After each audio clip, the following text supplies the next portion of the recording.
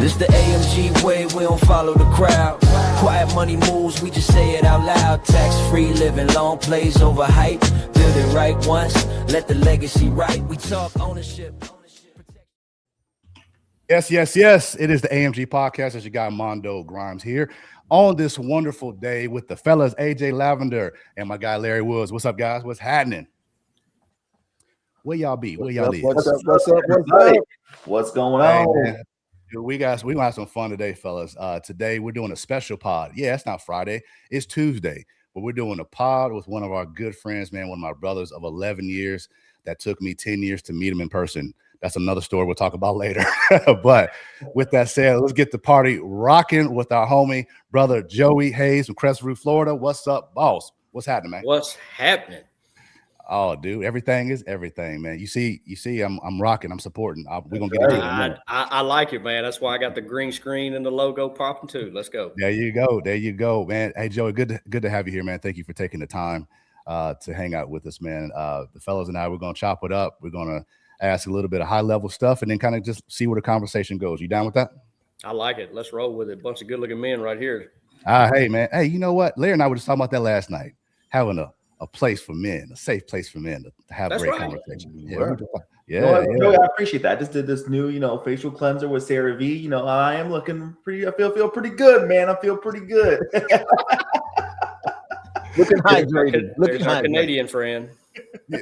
He was Joey and I were before the pod. We were talking about beards and skincare on the face for him and his experiences. It was a very deep conversation, AJ. And what did you say? Joey, what did you say about about being red, like having red hair and all that? What did you say? Well, so there's a claim now that that gingers, redheaded people, are about one pigment away from being a little darker. I'm not going to get into that, but I'm just saying when it comes to the hair, there is a similarity because my hair be tearing up my face whenever I try to grow my beard out. So, yeah, you said it's real thick, like real. Yeah. Oh no, dude, man, that hair be sucking the nutrients out of my face. So it's bad. So I'll be blotchy and, some of my friends, they get the bumps, on their face whenever they shave. Well, I don't shave and I get it tears up my face up. So, man. Hey, well, you're looking good, brother. Looking good, man. Hey, so I definitely want to get into who you are. Well, first, let's start currently today, what you're doing, kind of work backwards. I'll give you everybody kind of a 30,000-foot view. Joey is a phenomenal individual. Him and his wife, Amanda, are great. They're doing wonderful things. As you can see, the logo on his screen, Epic Prep Academy. He'll get into more detail on that. When I didn't meet you, Joey, you were in the fire business. You were a firefighter, correct?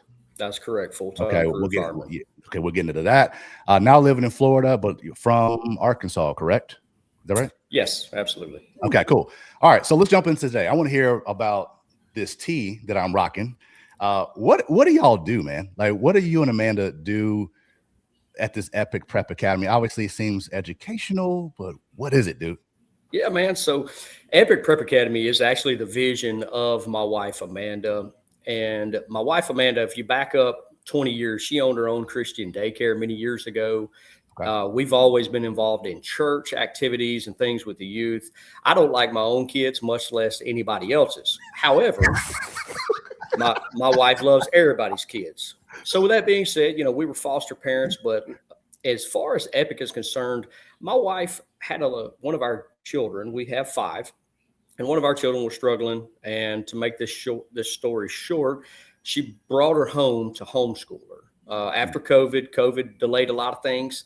So all that to be said, it just the homeschool group, she got into a co-op. The co-op continued to grow. A co-op is where a bunch of kids come together and they will go to different homes, and then families will teach those kids in the homeschool community. And all the while, my wife is calling me saying that the problem, which is a good problem to have, was they were growing too many kids. There was a lot of kids wanting to join that co-op. A lot of families wanted to be a part of it. So I finally, one day I told my wife, I said, well, how about you just get a building, rent it out like a commercial space, and then you can do it there to where you're not having to disrupt people's homes because the co-op grew so big. All that being said, whenever she did that, we looked up and now she has a business, and that is in the name of a micro school. Micro schools actually are extremely growing in popularity across the country because they operate as tutoring centers. So it deviates away from the public school mindset or even the private school mindset, and then focuses on basically some of the core things in the education system. So EPIC stands for something, correct? That's what Amanda told me a while ago, right? EPIC does stand for something. Every time you see EPIC, it should be in all caps, but it's educating people in Christ. So we are an openly Christian micro school, non-denominational, but they're going to get some Jesus in the Bible whenever they attend one of our academies. So some of the stuff I already know, but I want people to, because you might not bring it up if I don't poke at you, right? So how many locations do you guys have now? You started with one, obviously. How many do you have now? We started with one. We now have 4, and we're looking at an additional 3 in the next probably 24 months. All right. And this is all in the panhandle of Florida, correct? Absolutely. Yeah. I can get into some of those details, but yeah, it's all in the panhandle of Florida. There's a huge community of homeschoolers. People are deciding they want more family time. And that's kind of what EPIC stands on. We stand on the freedoms of this country that we have and the blessings of that. You know, the kids, they pledge allegiance to the flag every morning. We want to, have that family involvement. We want that educational freedom where parents feel like they actually, and they don't just feel, but they actually do. They are part of the education curriculum that their kids are going to. And it's a lot less hours than your traditional school system as far as what EPIC. So basically they're in class for about 3.5 hours a day at one of our centers. So and so I'll back up to my wife, Amanda. Her passion understandably is kids, and we were foster parents for quite some time as well. So we had to take a lot of classes, and then obviously being a fireman, being an instructor in the fire service, I dealt more with adults, but my wife having that focus on kids, there's a psychological change and shift in the United States about how kids learn. Yeah. And, there's nothing wrong with the public education system. There's not a right or wrong. It's just a difference. Some kids are suited for 8 hours a day being cooped up in a classroom, and some kids are not. And that's kind of where we step in, is saying, they're not going to be in the classroom for all of those hours in a day. And even while they attend one of our academies, they do things between core curriculum like brain breaks or walk and talks, something to set them up for success whenever they do actually sit down and go into their studies. Can we have you and Amanda come through AMG one day and teach us how to have brain breaks, please? That sounds awesome. Absolutely, man. / a nap. It might mean one of the two, whatever. Siesta.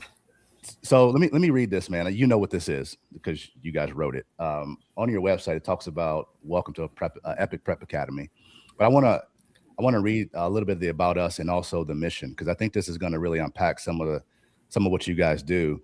It says, at EPIC Prep Academy, we are dedicated to empowering parents and guardians to become strong advocates for their children's education. Embracing a class approach to learning, we recognize the diverse needs of families and provide partnership opportunities at multiple levels. That's exactly what you just said. Absolutely. And I love the mission. I'm gonna scroll down to that. It is killer. At EPIC Prep Academy, we understand the importance of character development. I can stop right there. I don't have to read nothing else. There's a whole other paragraph, AJ. That's it. All right. Character development alongside academic achievement. That's why we prioritize values. Come on, Joey. Like family. Absolutely. Knowledge. Respect. Where's that gone these days? Discipline. Where's that gone these days? And commitment in everything we do. Additionally, we recognize the vital roles of entrepreneurship. In today's world, offering opportunities for students to cultivate their creativity. Here's a big one: critical thinking and problem solving skills. I know several adults that don't have those last 3 things. That's a fact. So talk to us about that, man. I know I read a lot. Y'all wrote it, but unpack that a little bit as far as why y'all are so direct and unapologetically pushing these wonderful traits to instill in kids? Like, talk to us about that, man. Well, you know, character development is a huge one for us, just primarily on the fact that, again, as I have to reference back to the modern norm, but the modern norms are sit down, shut up, learn what we tell you to learn, and do what you're told. Well, that takes the character away from any child. You know, they become more of something other than an individual. We care about the individuals. As a matter of fact, we care so much about our kids, we don't even call our teachers teachers. They're teaching, but we actually call them coaches, because we want our coaches to meet the kid where they're at and then be able to build on top of it. We're not in the business of just shoving information into a child for testing so that we look better than whatever other organization is out there. We don't even work on grades. We work on progression inside of Epic Prep Academy, meaning that there's additional assessments that are used throughout the process of their education journey in the course of the semesters. And we trend those to make sure that the kids are getting what they need. And again, we work with families, because family first in everything. The parents should have the say so in their kids' education. The parents should have the say so in where their kids are. And too much distraction comes in today, where parents just take their kids and drop them off and leave them for 8 or 9 hours, and somebody else raises them. And that's not what we're about. We want family time. We want faith. Come on with it. Say that again. You drop them off and somebody else is what? Somebody else is raising them. Come on, man. Yep. So that's why we limit even our time at our centers to 3.5 hours for our kids, because they need that family time. We want to give that family opportunity to, one, do education with the child at home, the youth. Two, we want them to be able to go on trips. We got kids that attend us that have all of these different 4-letter acronyms or 2-letter acronyms that have all these diagnoses. But one thing that we've seen in our blessing of a business is that kids are coming off of medications. Ooh, come on, because they don't have to sit down for 6, 7, 8 hours a day. That's awesome. So we're trying to do what we can in a small way to be able to include these families back together again, get them involved with their youth, and make sure that they're happy about the product. I mean, obviously we are a business, but the product that we deliver up at the end of the day. So, and here's the thing about it. That's what I've explained to some of our team.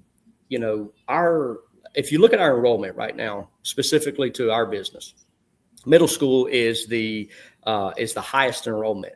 Well, why is that? Because kids are turds whenever they're that age group, and parents don't want to deal with them if they're at home and they can't be out in the other school settings. So guess what? We offer a place for kids even in a season. You know, we have K through 12. We're good with it. You know, they want to contend. We got kids that have started with us from the beginning and they're still here, but we've had some that just stay with us for a season, because that's what we're here to do. We're here to serve them for the season that they need us to serve them in. And that's all we want to do at Epic. And this is all seriousness, is we want to serve our families to the best of our abilities. I have one last question, and then the fellows will jump in regards to families. How much homework do they have when they go home? However much the family wants. We've got some that request it.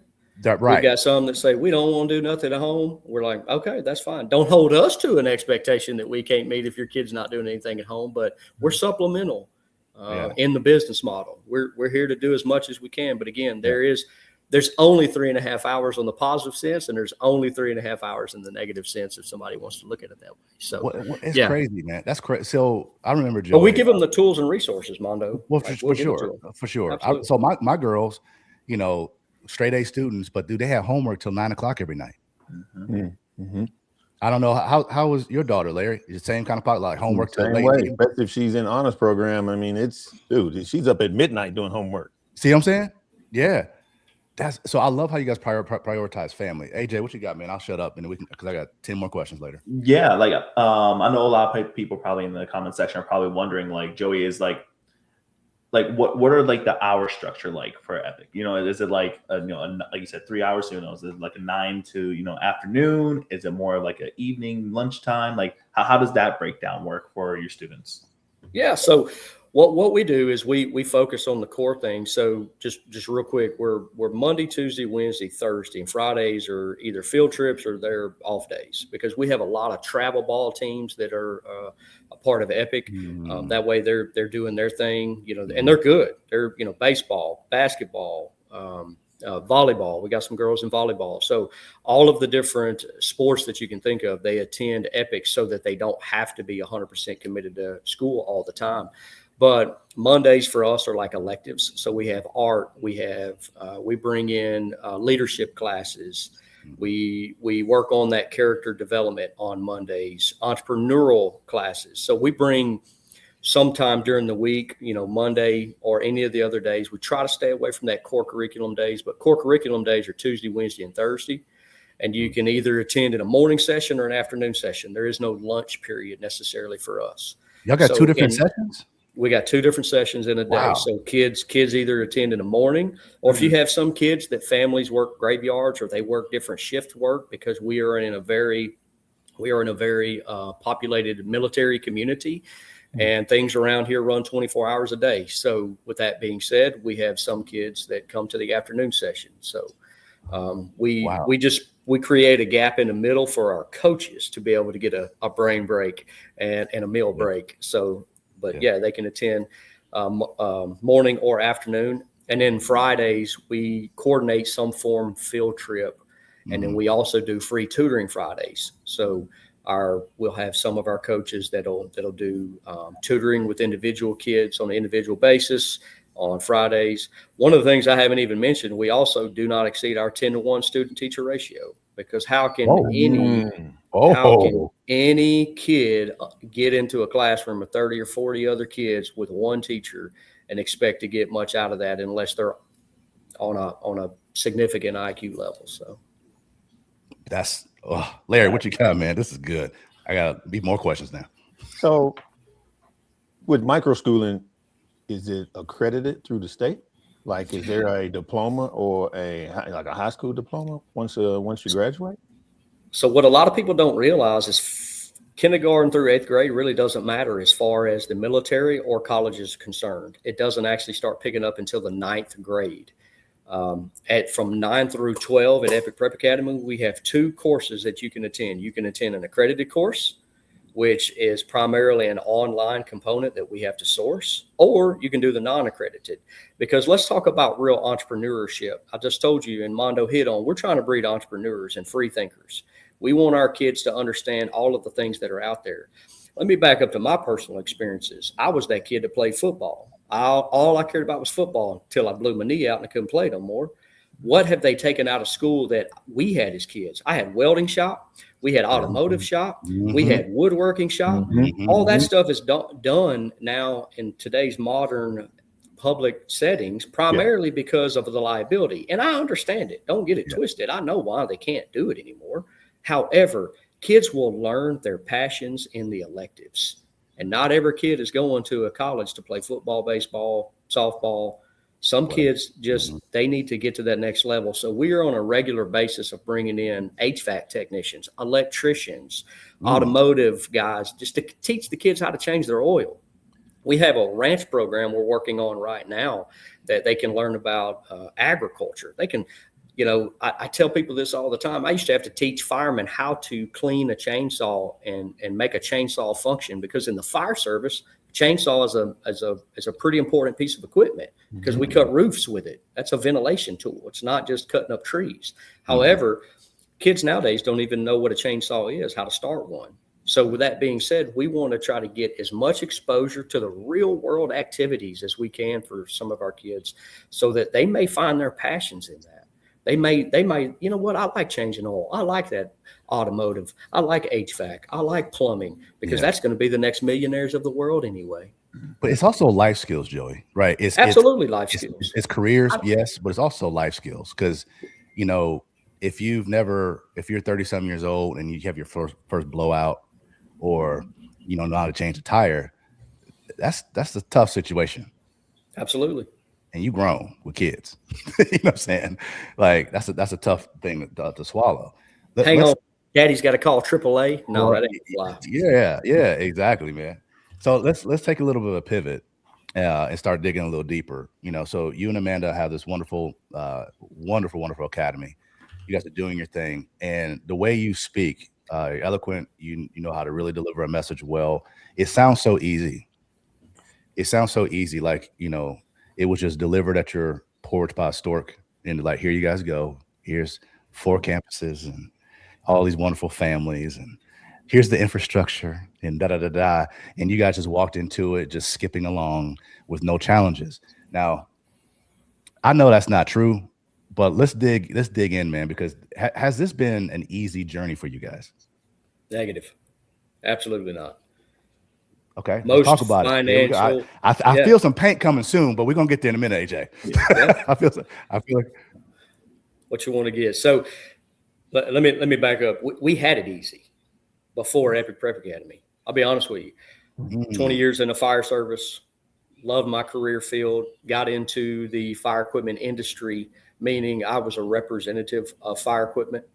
So I went around, teaching about what is available to the fire service.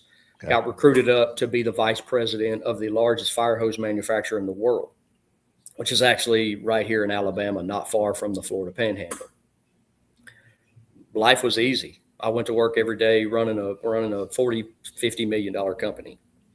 My wife was chilling at the house. Then, as I told you in the previous component, that's whenever everything started. That's whenever we started identifying the weaknesses within our own, our own systems. Our oldest daughter had graduated with honors from a private Christian school. Our younger daughter at that time was attending said school, and that's when the problem started. The thing is we did not know we were on that path by God at that particular time to serve these families and serve these children. I knew my wife had a passion for kids, but I told you previously, and I'll say it again for a soundbite. I barely like my own kids, much less anybody else's. I'm not a kid person. Don't talk to me till you're 25. But with that being said, that's Jesus put us here to serve, and that's what we're supposed to do. And even if it's the ones that can't hardly have a communication with, but that's one thing that we focus on in our schools. Well, okay, back communicating. Back up though. So I want to get a little personal. So you and Amanda have a beautiful family. Let's talk about that dynamic, because I want people to hear the heart that you guys have.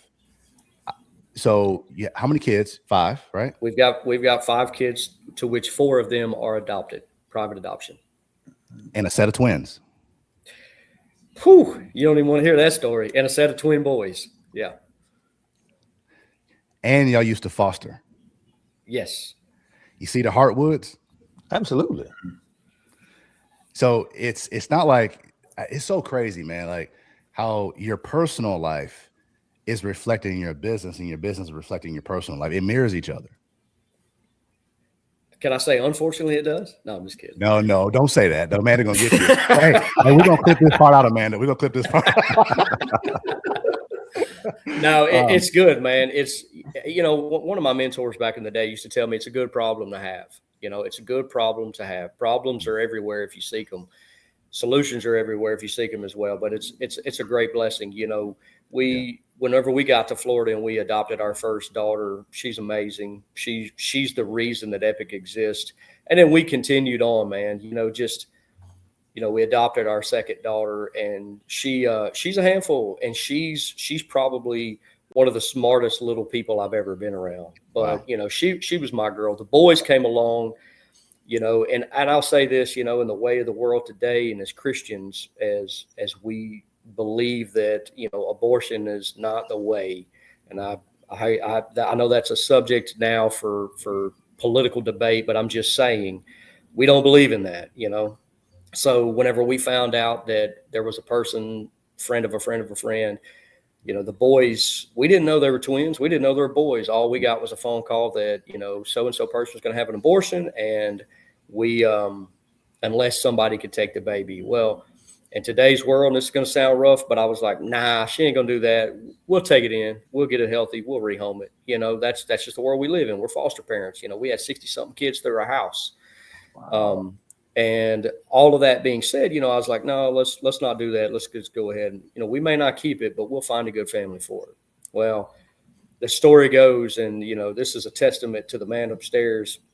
for whoever believes in that. I hope you do.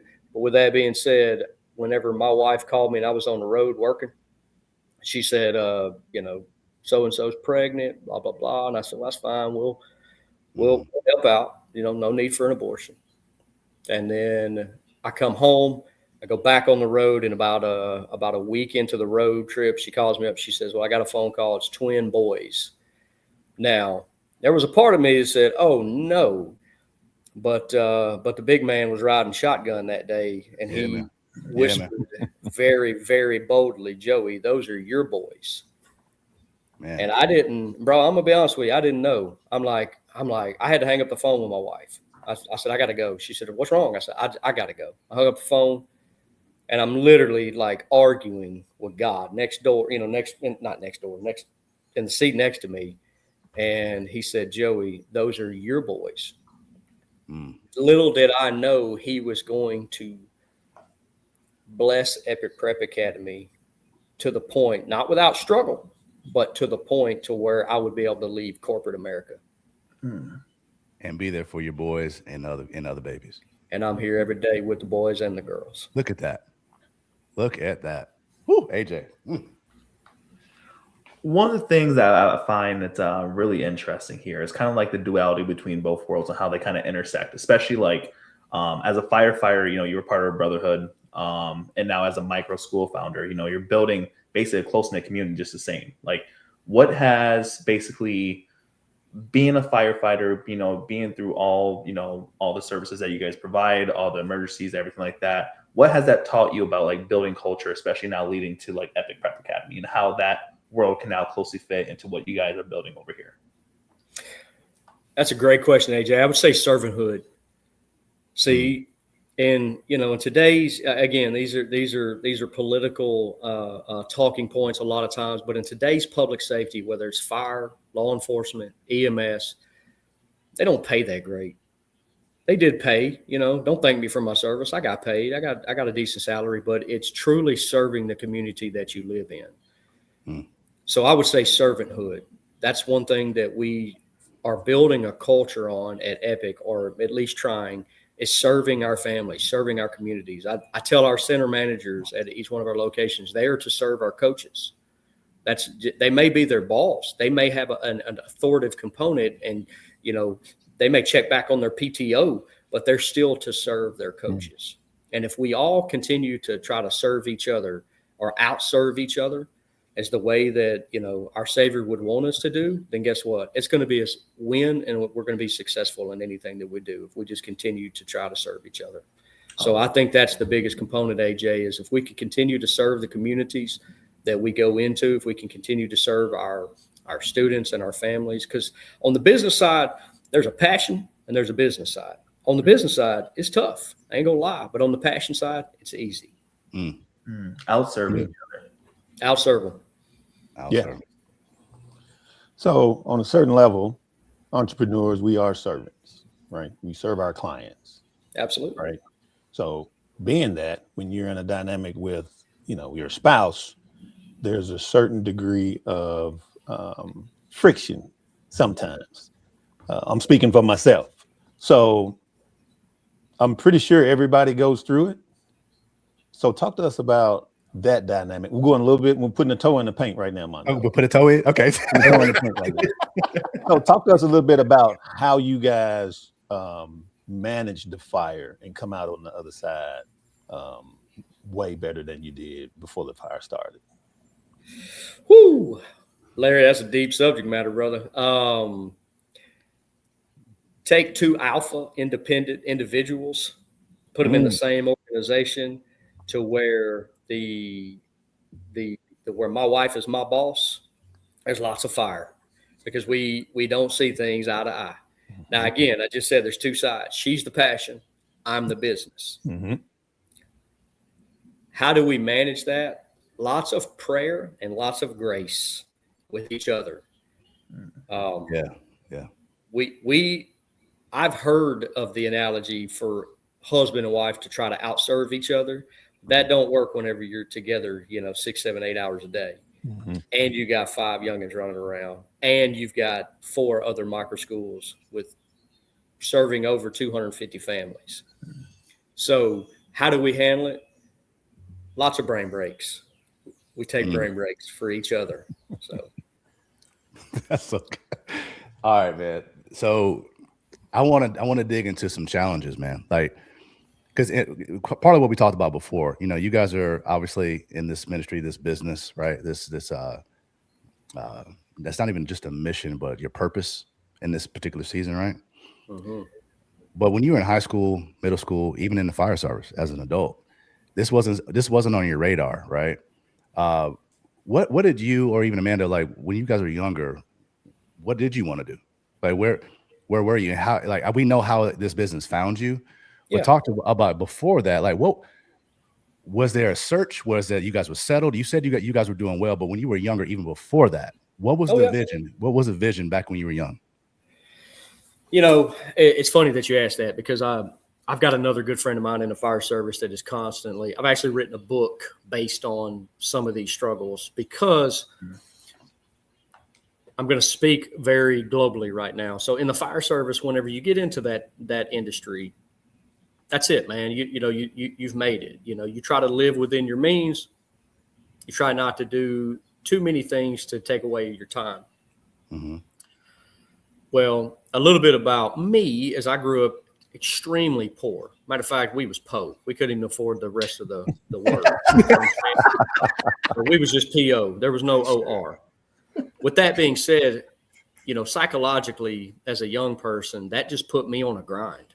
I'm gonna do whatever I can to make it to the top. And I'll be honest with you, I didn't even know what the top was. I had no idea. I just knew that I'm going to do what I need to do to get to the top. So got into law enforcement at 18, 21, 23 years old, transitioned over to the fire service, found my world, right? Mm-hmm. I'm that kid that didn't even do good in school. I dropped out of school at 16. They made me quit going to school because I would skip recess. To heck with all that. I ain't got time to play. Ooh. With that being said, working in the industry, you get a lot of time off. Firemen work shift schedules. Yeah. In those shift schedules, what am I doing? I'm constantly on that career, right? Yeah. I'm on that. I need to do more. I need to, I'm a man. I'm the alpha. I'm supposed to be taking care of my family. My wife shouldn't have to work, even though she had her own business. It didn't matter. Mm-hmm. So I'm working all these part-time jobs, right? That's what you do. You work full-time here, you work part-time here. Now, with that being said, you get in that grind. Mm-hmm. And you just work. If my dad taught me one thing, it's how to work. I may not be as good as the person next to me, but I'll outwork everybody in the room just because that's all I know how to do. That's just me, though. The problem with that is we get stuck in that model, and we don't know how to take a step back and reflect what we're actually doing. I'm the best and worst representative of leading a family because I left them to go chase career, and then they just did whatever they did. So you want to talk about the fire, you want to talk about the grind, you want to talk about before. There was no concern as to what I wanted to do other than I'm getting up and going to work every day. I'm hustling. Hey, to the J, before I jump in. I love the dynamic, and I love, of course, as an entrepreneur, the grind and hustle, because it's, as entrepreneurs, we all have that sense of chip in it. Whereas it's like, we're going to do everything and anything we can in order to get to that next step. Mm-hmm. And it's cool because we see that in previous podcasts when we have different guests. And I want to ask you, just because you've been through it all, is that inherently within you, or can you learn that? I absolutely think you can learn it. And it may be trial by fire. Okay. So now we're talking. Now we're talking. It's getting hot, Woods. So setting it up, life is funny, right? You don't know what life's going to throw at you. You have no idea what's going to happen tomorrow. That's why in the Bible says live for today. It ain't saying spend all your money today. You need to invest your money in AMG, but you need to live for today because you don't know what tomorrow holds. With that being said, going back to what I was referencing a while ago, I'm going to tell you the thing that almost broke me as a man and as a father completely was my move to Florida. Even though I think it's time. AJ. We getting there. Go on, play it. He getting in the paint. I see it coming.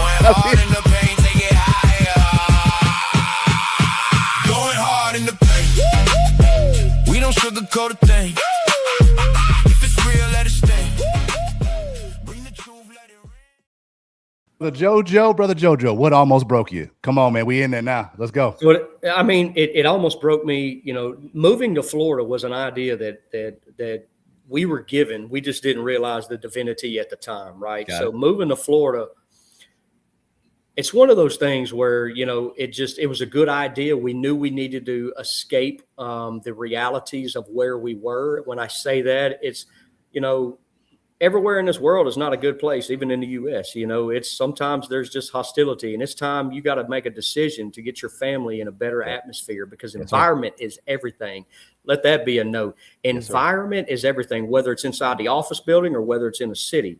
So I knew I needed to move my family out of that environment, and we did that move. But I'm going to tell you right now, it took me to the depths of the bottom of the valley whenever I moved my family to Florida, because although they were happy, we're in Florida, you know, beautiful beaches and all of this, the struggle came into realizing I had to start over. I had to start my career completely over. I was nobody. You got to understand, I couldn't even walk down the streets of El Dorado, Arkansas without being known. I could go to work anywhere I wanted to work. I was in the fire service. I'm not special, but people knew who I was. I'm a loudmouth redhead. Come on. Right. Get to Florida, I'm a nobody, which is fine. I didn't mind being a nobody, but being a nobody, making, you know, all of a sudden I leave making six figures. I come to Florida and now I'm making 30 grand a year and working shift work, and then realizing, wait a minute, I may have done messed up. So it almost broke me, both financially, psychologically. But what I didn't know it was doing at the time, man, it was actually rebuilding that foundation. I had a solid foundation. The walls were up in Arkansas, right? I mean, I could have hunkered down, and I could have been there, but it wouldn't have been good for my family. I knew I had to get them into a better environment. So coming here, there wasn't even solid ground to build a foundation on. And that's what almost broke me. So I knew I had to pour the concrete, let it dry, and start all over. And that's what my book is about, that I've written recently, is don't be afraid to shift. You know, Dana White does a thing on a podcast where he says, whatever you're doing, you can go back to doing that if you don't seek the opportunity. And that's where my mindset came into play. It's like, okay, I've got to start over. I've got to seek these opportunities that are before me, because people don't realize there's opportunities everywhere you look. If you seek, you shall find. All you got to do is keep an open mind. Put that phone down, start listening to conversations. I was telling Mondo earlier, I was part of a gathering of people many years ago, and I didn't realize it at the time, but that gathering, I overheard conversations that now institute a multi-billion-dollar business today. I just wasn't smart enough to invest in it because I didn't know it went public with it. Now, with that being said, again, I was still paying attention. I could still tell you what suit I was wearing when I was at the gathering. So people need to start paying attention to what's going on, and that's what I did. So getting to Florida, being broke, being over probably $250,000, $300,000 in debt. And to a lot of people, that may not be a lot of money. But to me, a PO kid growing up, that was a lot of money. That was a lot of debt. And making so 30K. I had to start. And making 30K. Oh, 30K was barely paying my fuel bill just to get to work. So seeking those opportunities is, go ahead, Mondo. No, but I want to know who and what, specifically who was it that helped you and locked arms with you as you were on this ramp up out of the trenches, out of this pit, out of this valley? Because, you know, Woods and I were talking last night. We know you, like, you can lie to me if you want to right now, but I know you didn't do it by yourself. I know you did. Okay. No, God was driving, and me and Amanda were sitting in the front seat. Now let's talk. Yes, 100%.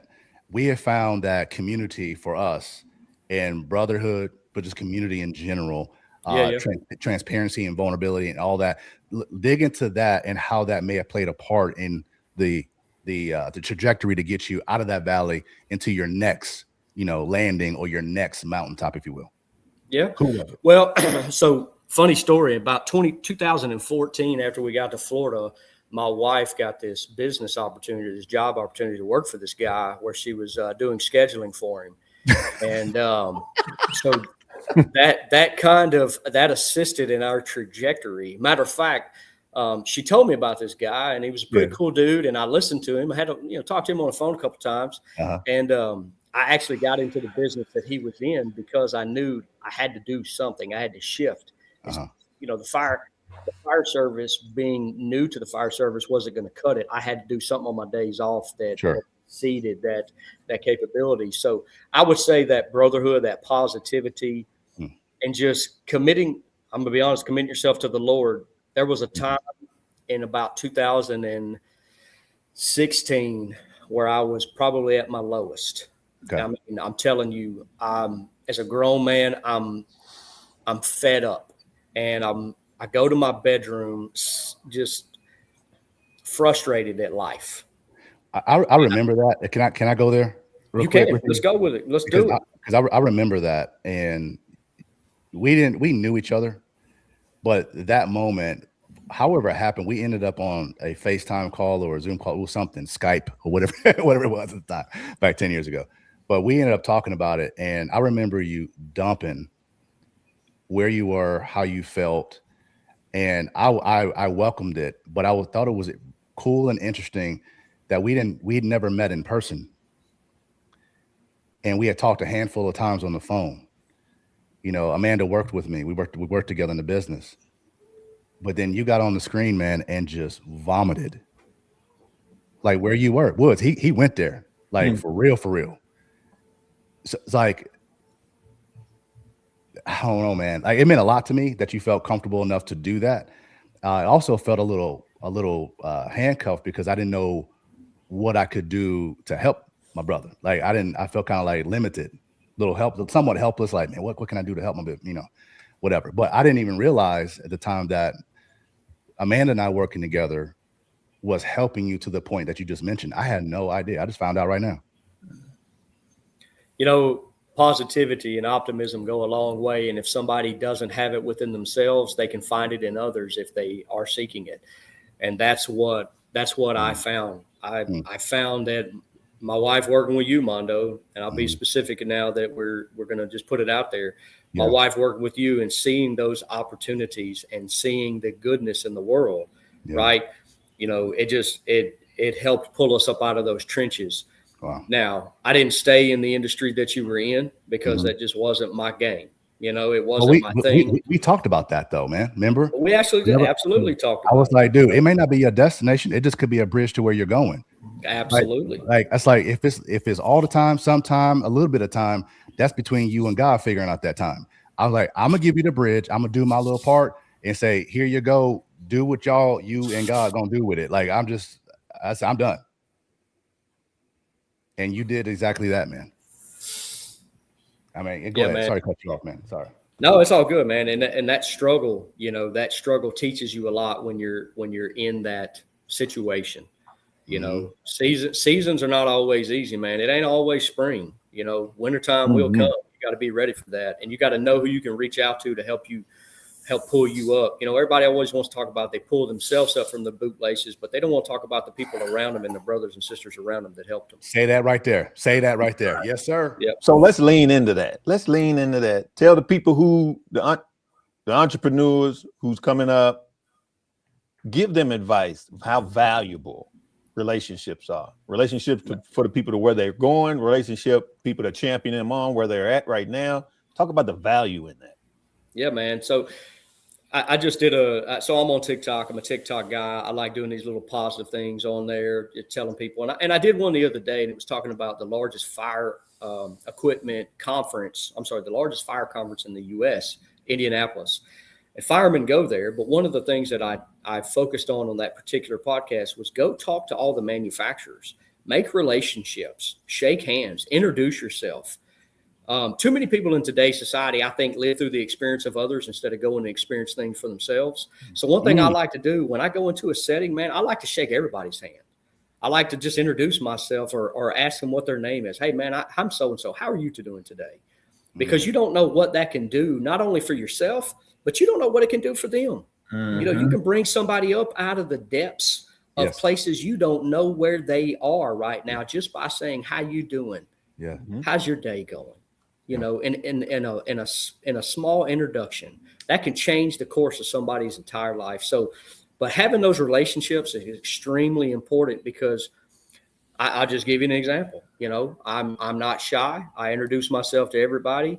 And again, maybe it's because I'm a loudmouth, redheaded guy, but most people know who I am in my industry. Now, the micro school industry is new. I'm still a quiet person in that, but I'm working on trying to become an advocate for that business and for that model. But in my industry over there, it's relationships are key in everything that you do. So having those people that you can call on, having brothers like Mondo that you can pick up the phone and be like, look, homie, I need to talk right now. I don't even need you to say nothing. Right. I need to get this out. That's pretty much what it was. Absolutely. Absolutely. Yeah. I think it was about 2 weeks ago when I sent you a message too. But, but all that being said, man, relationships are very important because, you know, although we're alpha males, we still rely on each other to you know, hold hands. We ain't singing kumbaya, but we'll yell at each other's face and get each other up out of the places we don't need to be in. That's a fact. What I hear you saying, Joey, is have relationships with depth. Absolutely. So I think I'm gonna dig in a little bit on this because I hear this a lot, man. Honestly, I think if you're an entrepreneur, in my opinion, you can't be quiet. You can't afford to be quiet. You can't afford to be introverted. Now, I'm somewhat introverted, but I have to really work to force myself to do what I need to do as an entrepreneur. AJ knows do I want to chill and stay quiet? Absolutely, I do. But I can't afford to do that. That's not what I signed up for. So I have to really work on. That's a part of, like, you know, so I'm in my passion. Well, I am. However, there's a part of my passion that is not my passion, which is being extroverted. You get what I'm saying? There's not everything about the JD you sign up for as an entrepreneur is going to be everything that you enjoy doing every aspect. So some parts you got to work at. Some people have to work at admin. Some people have to work at marketing. Some people have to work at speaking, whatever it is. And I'm hearing you say, all right, well, first of all, don't be introverted and develop relationships, but not the shallow ones. Here's what I mean. Because this gets on my nerves when I hear people say this. Well, I know a lot of people.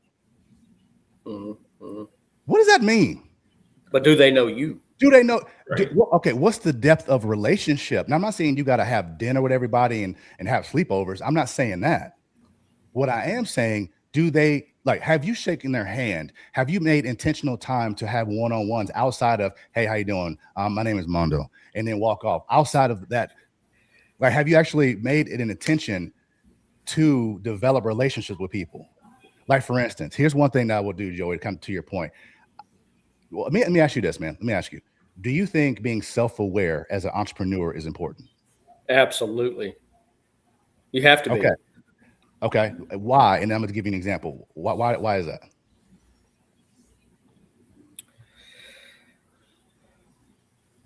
That's a great question. Why do you have to be self-aware? I know we in there now, Woods. Like, why is being self-aware so important as an entrepreneur? I think it's important in life, obviously. Because as an entrepreneur providing a product, you have to imagine that there's 100 cameras focused on you at any given time. Every word that you say can be spun, and everything that you do. And if you're in a servant business, let me back up. If you're in a openly Christian micro school business, don't think that every evil of the world ain't trying to come get you and they're coming through people. Yep. So you have to be self-aware to know that when the enemy is attacking, where the attack is coming from, but you also got to know that you got a Holy Ghost on your side that's going to boost you up and get you into where you need to be at. So taking what you said, everything you said, and being self-aware, this is going to apply different to everyone. Okay. Larry's self-aware and he realizes there's certain things that he's great at, some things he's good at, some things he needs assistance at. Same thing for AJ, same thing for us. We're all human. Okay. For me, and a reality for me is realizing that, man, I need to really work at being a little bit more extroverted in some spaces. So I made it a part. One thing I tried a lot of things that didn't work. Let me just say that. Where I ended up landing was I did it in music and also started doing an insurance business, is creating coffees, teas, quick Zoom touches with people. I will go through the phone book and literally set up, I just want to catch up meetings. That's all it was about.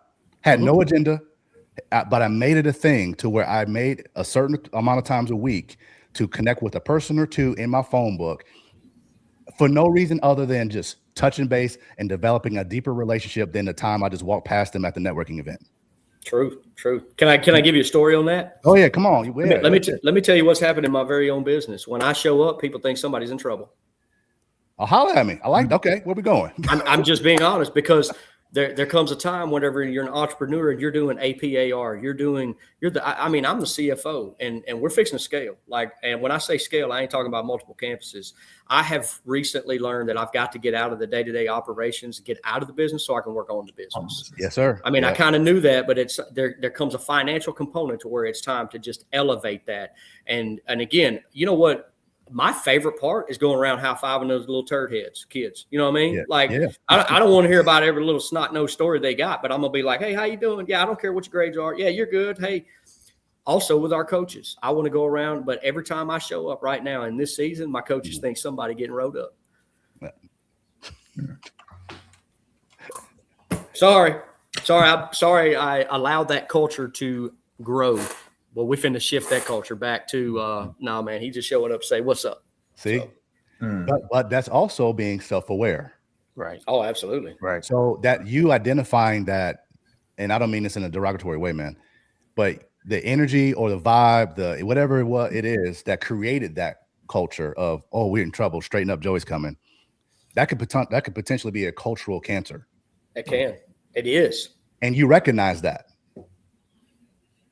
Because not because someone got on you, you got on you. And you said, wait a second, I'm the issue. Absolutely. I need to pivot, or I need to find help, or I need to be open and transparent about it on a podcast. That's right. That everyone that works in your organization can watch and literally hear you say it. Right. Let them know HR gonna be writing you up, not you.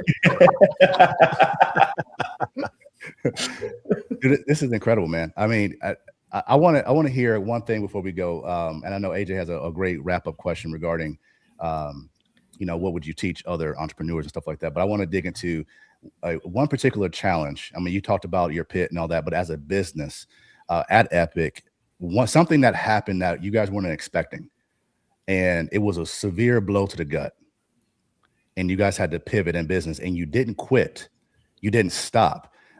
What would you say? One, what is that moment? And then what would you say as encouragement to people who are entrepreneurs, if they get hit with that blow and they're like, man, the heck with it, I'm out.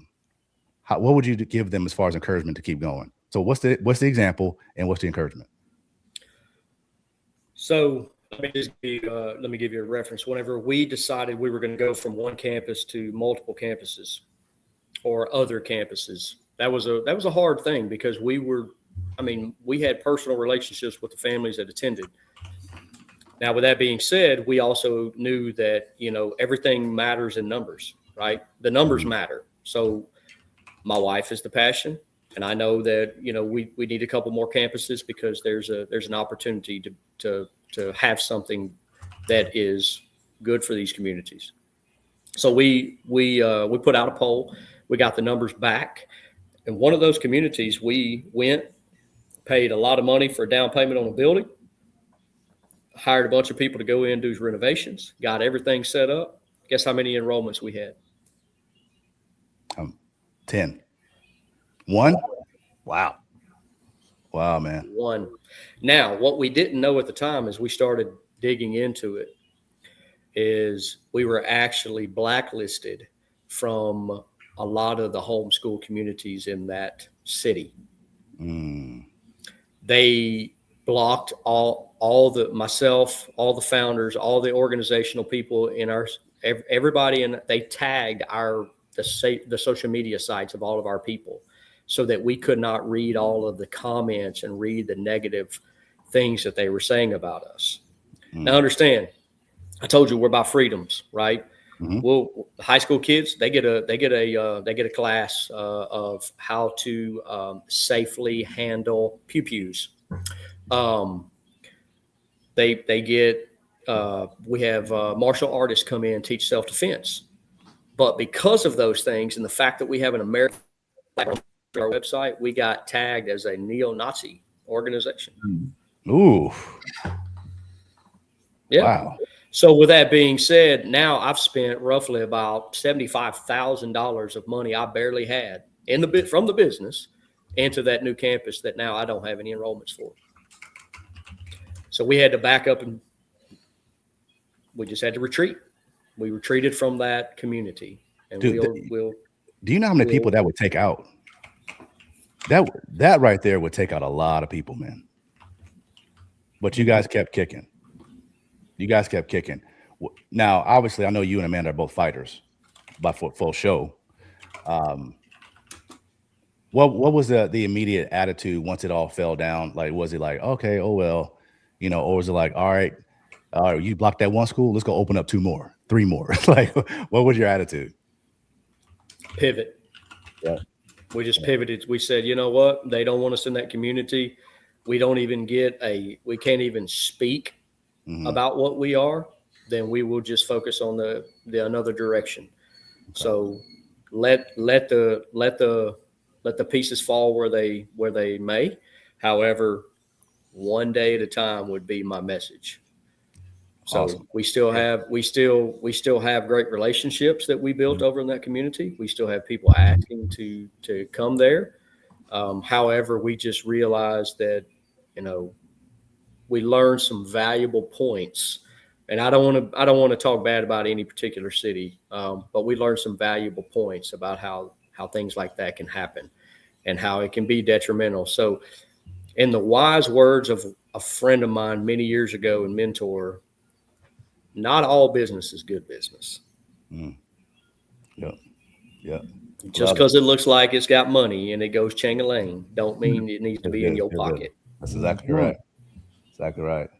All right, man. AJ's going to wrap us up. What you got, brother? So I got 2 questions here. One is for me personally, and then one is speak on behalf of our audience. So the first one for me is, Joey, in 20 years, right, you're going to have now, let's say one of those kids has went through your whole Epic Prep Academy, and now they're in adulthood.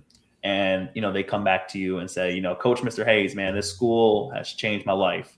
What would you hope they say change, or was the actual pivot in their life?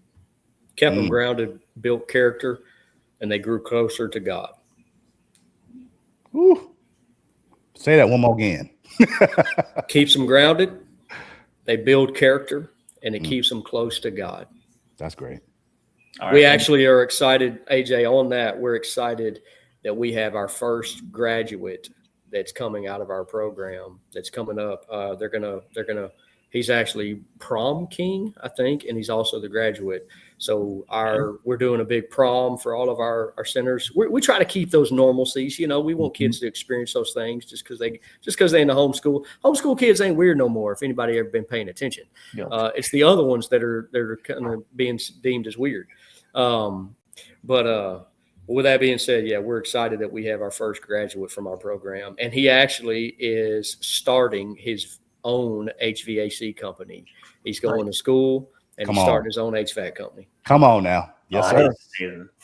You got to document that, Joey. You got to document that with him, because that's a dope story to tell. It said long before our years are gone, right? That's amazing. I love that. Now I'm switching and speak on behalf of the builder listening here. So, this is that person with the idea, a calling, a vision. Like you said, the serving purpose, but there's, to sit on it because life feels, safe right now. Let's just say they're in young Joey Hayes' life, right? Where, there's comfort, and they keep on talking themselves out of it. So like from everything that you've gone through, from firefighting to like living that comfortable 6-figure life in Arkansas, to packing up, relocating, founding Epic Prep Academy, what would you tell that person in their current situation that they're in that you were in? Warren Buffett, I believe, if I quote correctly, said there's one thing you can't buy, and that's time. Yep. At the end of our days, we're going to look back and we're going to say, man, that's the only thing people really wish they had more of. Yep. Tomorrow is tomorrow. Focus on what you can focus on today. But also, with that being said, you will run out of time. So my words of wisdom to anybody thinking about it, choose your heart. What's harder? Going to work for somebody else every day, or building something that, you could have, that you could change the direction of the dynamic of your family. the Bible talks about being wealthy. Wealthy doesn't mean money. Wealthy means passing wisdom on to your kids. Epic Prep Academy is being built, not necessarily by me or Amanda, but it's being built so that it lasts for generations. Mm-hmm. There you go. We want it to be in something that people can actually look back and go, man, we were there when it started. And whenever I pass and leave this earth, I want Epic to continue on its same mission. So good, Joey. Wow. I mean, you can't say more than that, man. And, first of all, thank you for being here, man. And your clarity, your encouragement to people, the transparency, definitely much respect, much appreciation for you, man. Your time for sure, because we know how time is valuable, right? And you gave us some of your time today. So we definitely want to honor you for that. Man, where can people find you guys? Man, give everybody like the little, where are y'all? How do they find y'all? Was it Facebook, IG, website, whatever? Give us the details. Yeah, man, you can check out our website, epicprepacademy.com. We're continuously working on it. We've grown faster than we've sent updates to our website company. And then social media, Facebook, I have a marketing company that handles a lot of our social media. So Epic Prep Academy, all the different locations, and just send us a message, man. You can email me, jhayes@epicprepacademy.com, and I'll do my best to get back to you in a timely manner. But love it. Absolutely. Good stuff, fellas. It's been a great time with our boy, our friend, our brother, man. Definitely see more to come in the future as things continue to evolve, and more God lessons, more life lessons, more victories, more overcoming challenges. I can't wait for the next one. Hey, with that said, guys, definitely subscribe, give us a comment. Definitely look up Joey and Amanda, Epic Prep Academy, find out more about it, especially if you're like, man, I don't live in that area, but hey, maybe I've got an entrepreneurial spirit. Maybe I can talk to them to maybe figure out a way to kind of do something like that where I live in what other part of the country. So I know Joey's open to that. I didn't even ask him, but I assume he is. So if I'm wrong, Joey, you can smack me later. All right. So with that said, hey, it's AMG Podcast, Larry, AJ, Mondo, and our new best friend, Joey Hayes. We will see y'all next time on the AMG Podcast. Later. This the AMG way, we don't follow the crowd. Quiet money moves, we just say it out loud. Tax-free living, long plays over hype. Build it right once, let the legacy right. We talk ownership.